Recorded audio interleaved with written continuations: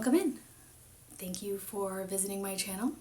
I had something that I've been feeling really led to share.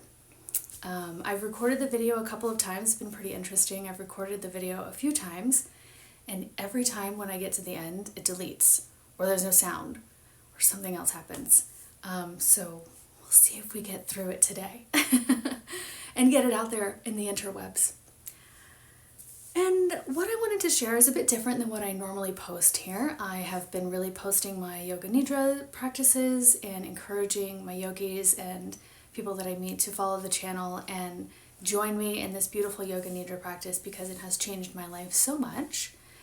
And this story I wanted to share with you is a personal one. It goes back, I guess, 11 years now. And that is that I was married and divorced for a year. Married at 30, divorced at 30. It's all right. I've always laughed about it. I always thought that that was kind of it was just a very quick experience.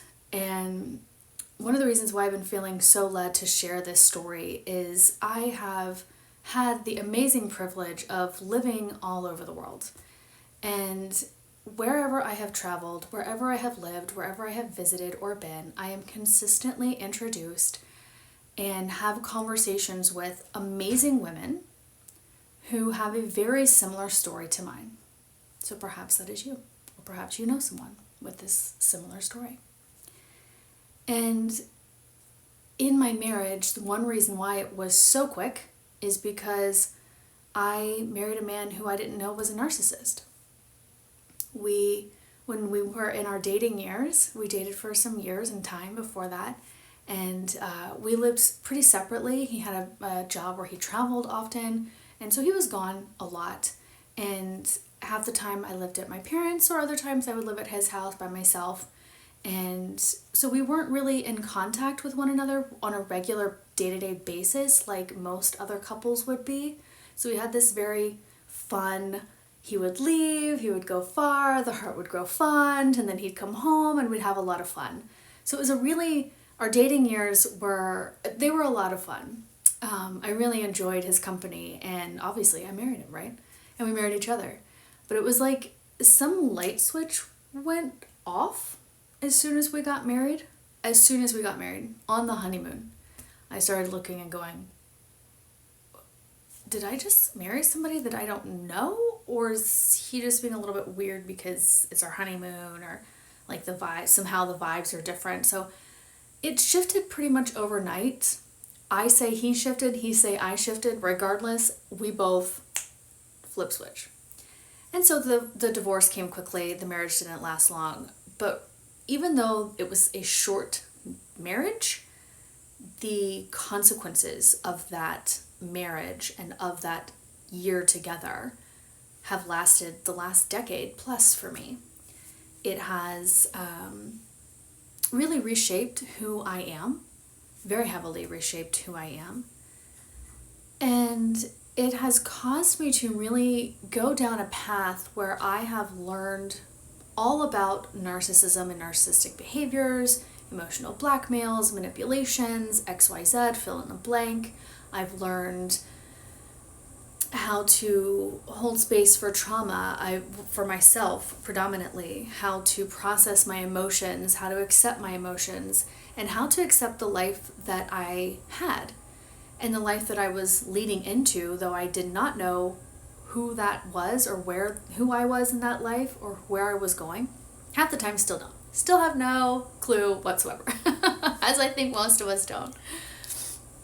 But through that experience, and in that short-term marriage that has lasted me so many years of unpacking and processing and unbecoming who I was to lead up to that type of relationship and become who I am now and still becoming, in order to no longer find that type of relationship, or when that person, that narcissistic personality, is introduced in my life, I have the discernment and the wisdom to know and be able to identify it and not fall into it, so that I don't repeat the pattern. because right after my divorce, I immediately started dating a guy who was same but different. And it just went upside down very quickly as well. And I ended up telling him, I did not leave one type of abusive situation to get into another type of abusive situation. So we're ending this now, and you don't have access to me ever again. And that was when I went, okay, I can do this. I can do this. I can totally identify these personality traits. I can know whether that is a right situation for me or not, because most of the time it's a not. And I can stand up for myself. I can hold space for myself, and I can end the pattern. So because I have done that for myself and have had so much contact with women around the world who are either in the process of doing it or have done it or want to, it's really led me to start recording some of these kind of videos.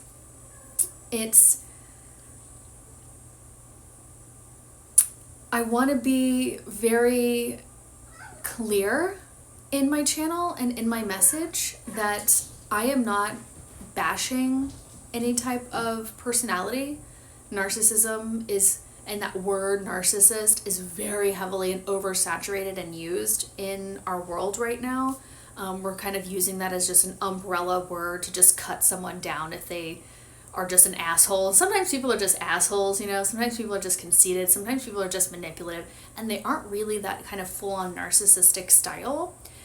So I want to be very clear in that this channel is not about bashing my ex or any exes or your exes or anybody out there in the world with this personality style, because narcissism is a personality disorder. It is something rooted in deep insecurity that often begins in childhood. And for many relationships, when I called my therapist and said, how did this happen so quickly? How did I not see this before? Sure, there were red flags, as every relationship has, but how did I not see that they were on fire? These flags were flares. They were on fire. How did I not see this?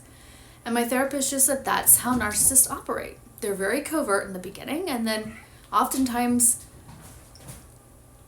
as soon as there is a marriage or a commitment of some kind, a long-term commitment, then they flip switch, believing that they've got you roped in. And I went, oh, okay. And I was like, I said, okay, my intention in therapy is to not do this again. Is to not get roped in, is to be able to see the red flags, bring them to attention, not have the fear or the tightness in my voice to not say anything, but to bring it up and say something.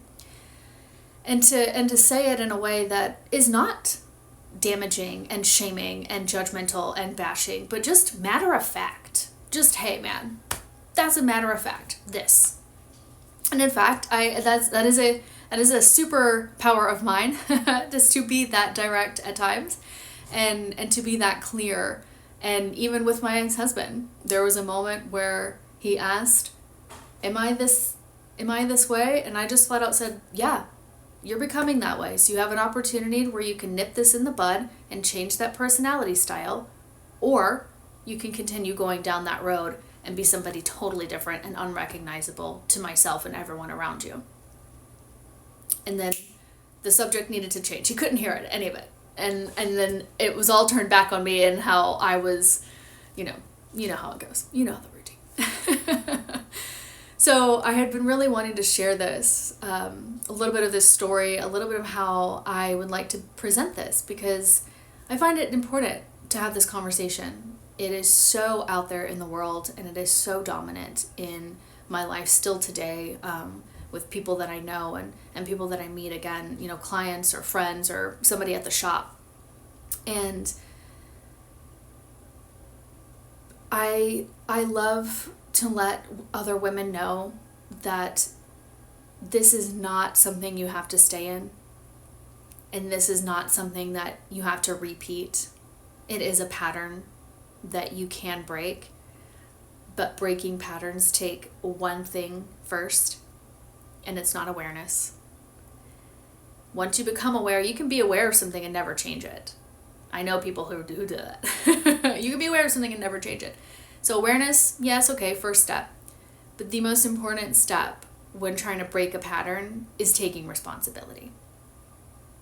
Taking responsibility for yourself, for your own behavioral traits, for your own inner stories, for your own upbringing that led you here and to those relationships. Because once you take responsibility, that's when the pattern begins to stop. It sort of, the awareness then at that point blows up like a Molotov cocktail in your face, but you've taken responsibility now, so you can start to handle it a little bit.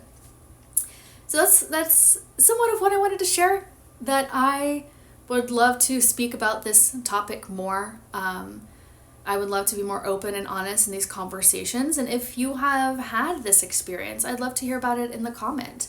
If you know someone, or if you've dated a person who was narcissistic, manipulative, abusive, or in an addiction where it was hard to get out, but you got out, or you're still trying to. And I want you to know that you're seen and you can get out, and it's always as soon as you're ready. As soon as you're ready to take that first step. Otherwise, everybody can say everything, I can say everything, I can speak until we're blue in the face, but if you're not ready to take that responsibility and take that initial step, then the pattern stays. The pattern repeats. The comfort zone holds and the pattern repeats. So that's mostly what I wanted to say in this video. Thanks.